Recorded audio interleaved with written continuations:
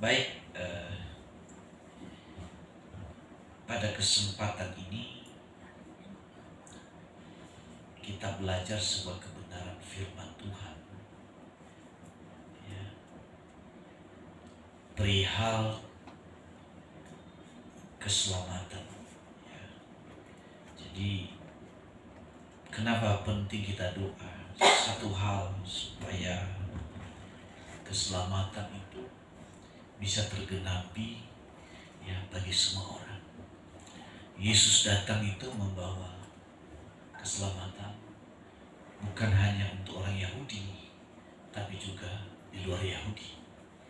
Dan kalau kita ada hari ini, maka saya tambahkan keselamatan bukan hanya untuk orang Kristen, bukan hanya untuk suku tertentu, tapi keselamatan untuk semua orang, untuk seluruh Indonesia.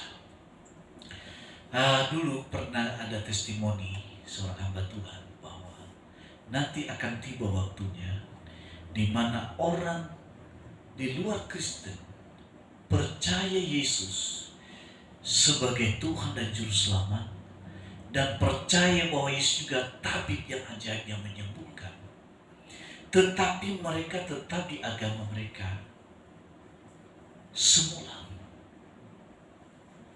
Artinya, meskipun agamanya A, tapi dia percaya Yesus sebagai Tuhan dan Juru Selamatnya. Amin. Artinya akan tiba waktunya di mana setiap suku bangsa mereka belajar hidup sama seperti Yesus hidup. Amin. Dan agama Kristen juga mengajarkan bahwa keselamatan itu bukan agama, tapi keselamatan itu kalau orang itu percaya Yesus sebagai Tuhan dan Juru Selamatnya. Amin. Karena kalau kita melihat banyak juga orang Kristen yang memang hanya agamanya yang Kristen, tapi tidak hidup sebagaimana ajaran Kristus. Karena kalau bicara Kristen itu adalah pengikut Yesus. Nah, kapan itu terjadi, saudara? Ya, kita baca Yesaya pasal yang ke-57.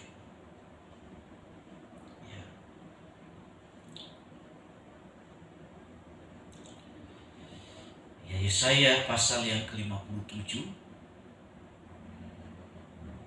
ayat yang ke-7 kita baca dengan hati yang antusias. Kita baca sama-sama Yesaya 56 ayat 7. Demikian firman Tuhan. Mereka akan kubawa ke gunungku yang kudus, dan akan kuberikan kesukaan di rumah doaku. Aku akan berkenan kepada korban-korban bakaran dan korban-korban sembelihan mereka yang dipersembahkan di atas mezbahku. Sebab rumahku akan disebut rumah doa bagi segala bangsa. Nah, saudara yang kasih Tuhan, kalau Anda baca ayat sebelumnya di atas, dikatakan itu orang-orang asing, orang-orang yang dikebiri, ya, itu akan tiba waktunya mereka akan masuk ke rumah Tuhan. Di dalam hukum perjanjian lama, orang asing tidak boleh masuk ke bait Allah. Mereka bisa beribadah, tapi di luar hanya boleh melihat dari kejauhan. Karena bagi dalam perjanjian lama, di luar orang Yahudi itu bukanlah bagian dari umat Dia. Nah, Anda lihat juga orang-orang yang dikebiri itu orang-orang yang ditugaskan menjadi penjaga raja, istri-istri raja. Jadi badannya gagah perkasa, tinggi besar, tapi karena dia pengawal istri raja, putri-putri raja, maka orang ini harus dikebiri, ya, yaitu supaya apa? supaya pagar itu tidak makan tanaman. Ya. Jadi kalau orang di Kebiri ini, dia gak selera melihat istri raja, putri raja, secantik apapun. Karena naluri kelaki-lakiannya setelah diangkat. Ya kan? Ya. Jadi, tapi orang di Kebiri ini, saudara, itu juga menikah. Tapi, dia menikah tapi seperti tidak menikah. Dan gimana kan? Kayak seperti istri Potifar itu kan. Jadi Potifar itu pembesar raja, orang yang istilahnya ke laki-laki yang dihilangkan. Ya. Dia punya istri cantik, tapi istri yang tidak bisa hidup sebagaimana mestinya. Dia punya harta segalanya, tapi tidak bisa menikmati karena nggak punya anak kan gitu. Nah, lalu juga orang yang di Kebiri ini juga bukan hanya orang yang normal, tapi yang seperti kita kenal hari-hari ini, ada waria. Ya, yang laki-laki merasa dirinya adalah perempuan. Nah, supaya jangan terganggu jiwanya, akhirnya apa? Ya udahlah, saya pilih jalan lain, di Kebiri aja lah. Supaya apa? Biar istilahnya tidak neko-neko, yang penting masuk surga, kan begitu ya? Supaya tidak berbahaya. Kalau dalam perjanjian lama kan dibunuh kan? Nah, supaya jangan berbahaya, supaya jangan menular, ya jadi Kebiri. Nah, orang-orang ini tidak layak menerima keselamatan. Itu menurut hukum perjanjian lama. Tetapi Yesaya menubuatkan, itu akan tiba waktunya, di mana orang-orang asing, ya, orang-orang yang di Kebiri, penjahat-penjahat, mereka akan masuk ke rumah Tuhan. Mereka akan masuk ke rumah doa. Mereka akan terima Yesus sebagai Tuhan dan Juru Selamat mereka. Dan juga akan tiba waktunya Bani Kedar dan Nebayon akan datang sujud menyembah dan mempersembahkan korban persembahan kepada Allah Yakub. Yakni pada waktu kita semuanya membangun rumah doa. Amin. Ibadah kita ini namanya itu ibadah healing worship, yang di dalamnya itu kesembuhan, itu juga bicara tentang keselamatan, yang dimana selubung di mata orang-orang yang belum kenal Tuhan, selubung itu terlepas supaya dia kenal Tuhan itu, entah melalui mimpi. Kalau Anda lihat YouTube baru-baru ini, justru orang terima Yesus pada waktu dia menunaikan ibadah agamanya. Ya, ini baru saya sedang menggencarkan itu, mengupload video-video kesaksian ini. Ya, waktu dia beribadah, dia menunaikan ibadah keagamaannya, justru dia berjumpa dengan Yesus. Ya. Lalu kemudian saudara, ada orang yang hanya mendengar kaset khotbah. Nah, itu ada, nanti kalian lihat di YouTube Petrus, ada itu orang Padang. Gara-gara dengar kaset, percaya Yesus sebagai Tuhan dan Juru Selamatnya. Ada lagi waktu mimpi. Ada yang sedang menjadi memimpin tur, macam-macam. Dia mengalami perjumpaan dengan Yesus. Anda tahu kenapa? Yaitu waktu rumah doa dibangun. Ya. Di sebelah saya ini penjaga menara 24 jam. Kalau nggak salah jadwal mereka 6 jam satu sesi. 6 jam satu sesi. Nah, mereka nggak tahu itu. Mereka nggak lihat. Tapi gereja menikmati itu. Kenapa? Ada yang berjaga-jaga 24 jam di atas menara. Bukan berarti dia manjat menara, bukan itu maksudnya. Jadi kasihan manjat menara, ya nanti Monas sana dia panjat, kasihan. Ya. Doa, ya, mendoakan Indonesia supaya setiap lutut bertelut dan setiap lidah mengaku Yesus Kristus adalah Tuhan. Ya. Mungkin di sistem ini kita nggak tahu. Ada di luar sana terima Yesus pada waktu kita berdoa tadi. Wah, suasana yang begitu luar biasa tadi. Kita nggak tahu. Tapi gereja di mana mereka beribadah itu yang merasakannya. Ya. Ada, nanti lihat di YouTube Petrus Indonesia kesaksian seorang Kiki Vimala. Dulu terkenal video panas. Ya, kenal ya dulu ya. Terkenal dulu video panas beliau, pemeran video panas.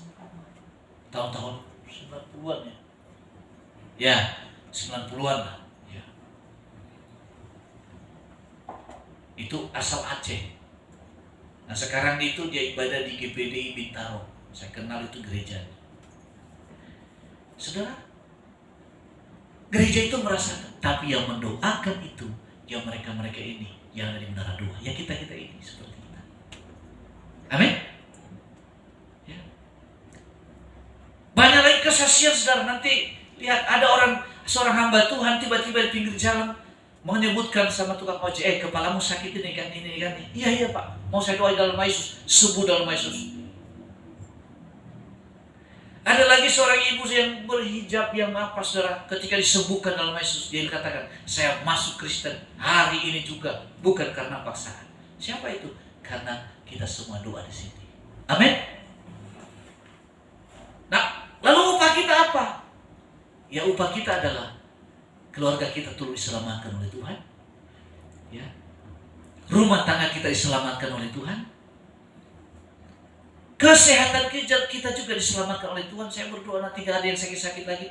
Udahlah. Gak ada yang sakit gula. Gak ada yang sakit karena stres. Ya kan? Gak ada lagi yang asam urat.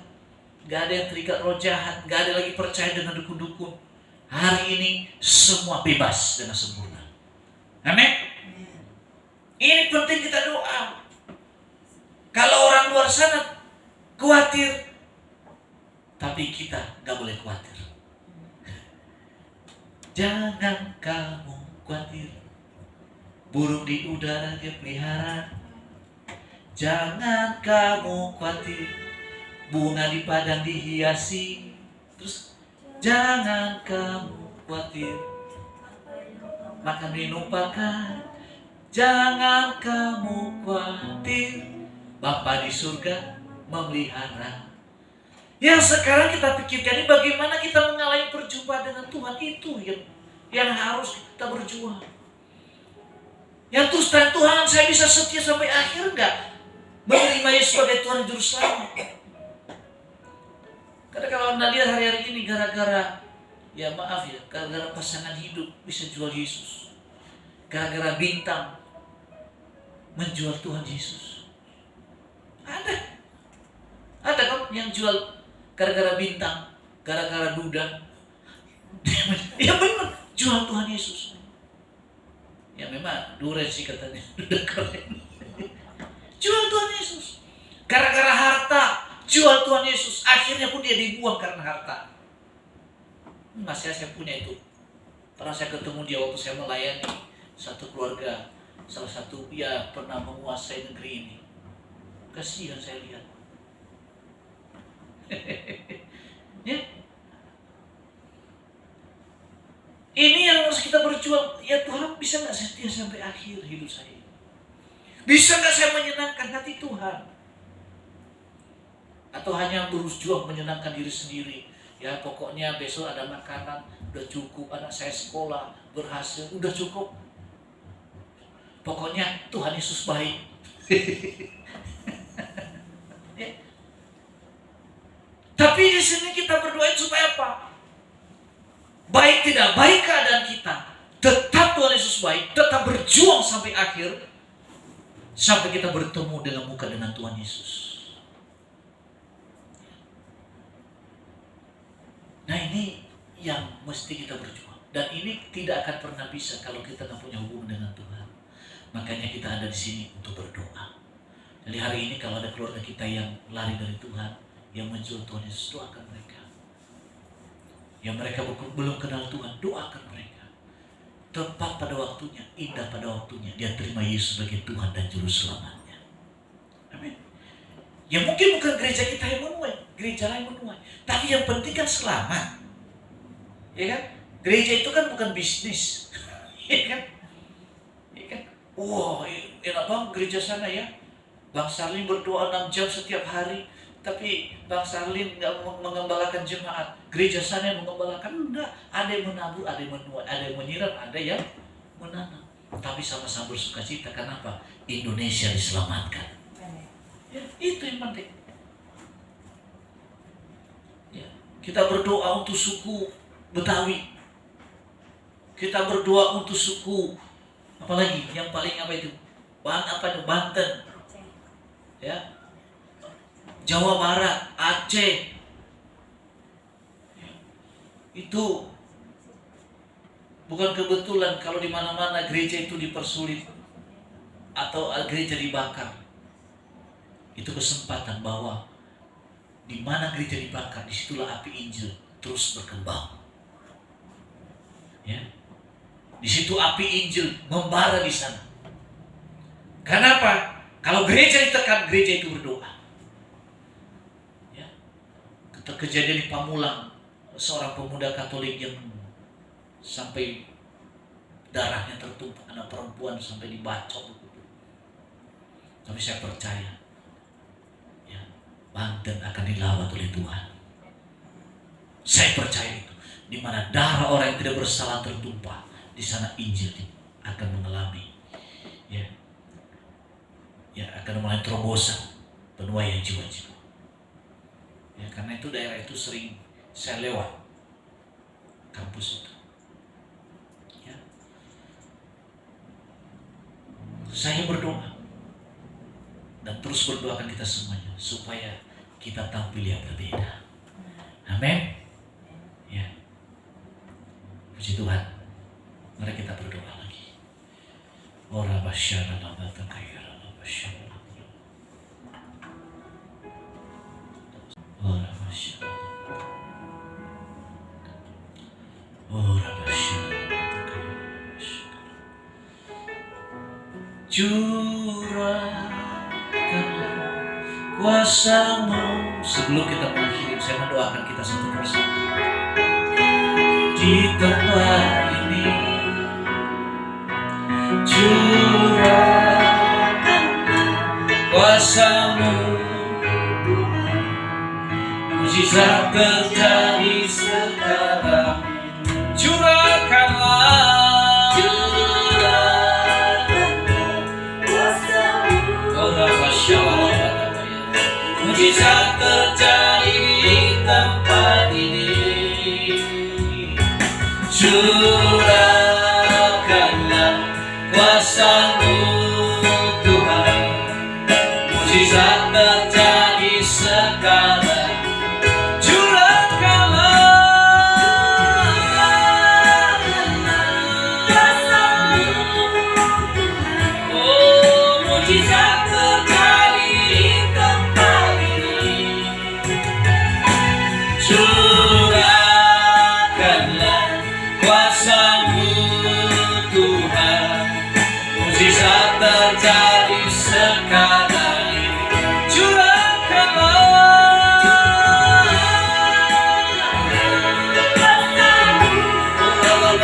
kuasa-Mu, mujizat terjadi di tempat ini. Curahkanlah kuasa-Mu Tuhan, mujizat terjadi sekarang. Curahkanlah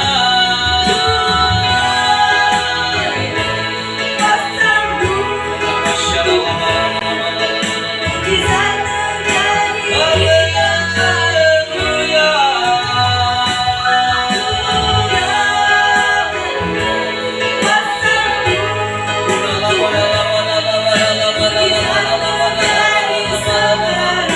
Curahkanlah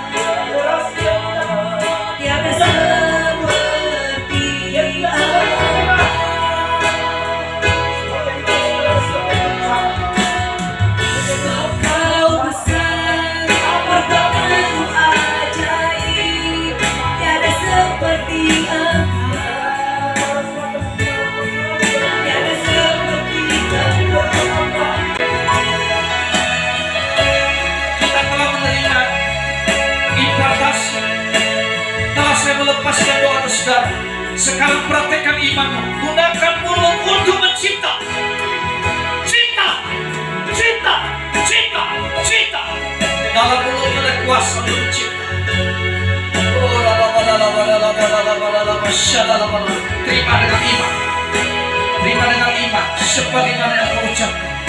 Dalam nama Yesus. Terima dengan iman. Terima dengan iman. Terima dengan iman. Terima dengan iman. Terima dengan iman. Terima dengan iman di dalam nama Yesus.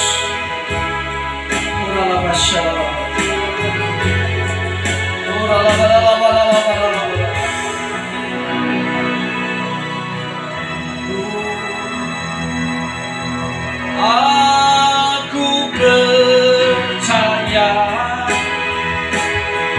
berkatmu atasku melimpah, kebajikan kemurahan selalu mengikutiku. Ku puji, ku sembah, aku percaya, ku percaya, ya, berkatmu atasmu melimpah, kebajikan kemurahan selalu mengikutiku. Ku puji, ku sembah. Sebelum kita pulang, nyanyikan dengan sungguh-sungguh. Aku percaya, ya, jadilah seperti iman atasku melimpah, kebajikan kemurahan selalu mengikutiku. Ku puji, ku sembah, ku puji, ku sembah, ku puji, ku sembah.